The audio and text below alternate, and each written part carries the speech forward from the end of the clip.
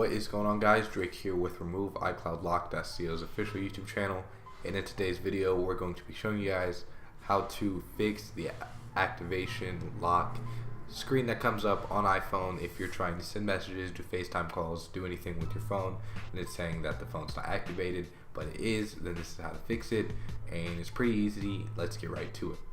So to begin, just open up your settings and scroll down here. Now go to your messages, and here you just want to find your Apple ID used for messaging, tap it.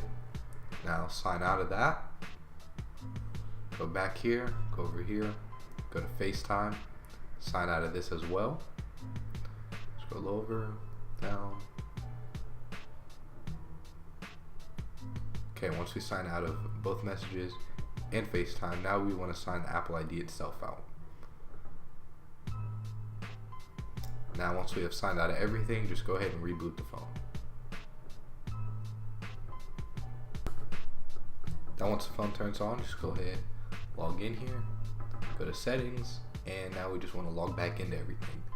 So first open up messages,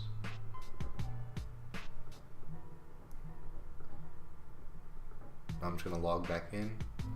Now once that works, now do the same thing for FaceTime, iTunes, everything. Just log back in and it'll work. Now I'll do the rest later because I just explained everything. But that's it, guys. Very quick yet easy tutorial for how to fix that activation lock screen that comes up if your phone's already activated. It's just a bug. Logging in, logging out with everything with Apple will fix it. Thank you guys for watching the video. Subscribe to Remove iCloud Lock.co's official YouTube channel. And my name is Drake, and we'll see you guys in the next one. Peace out.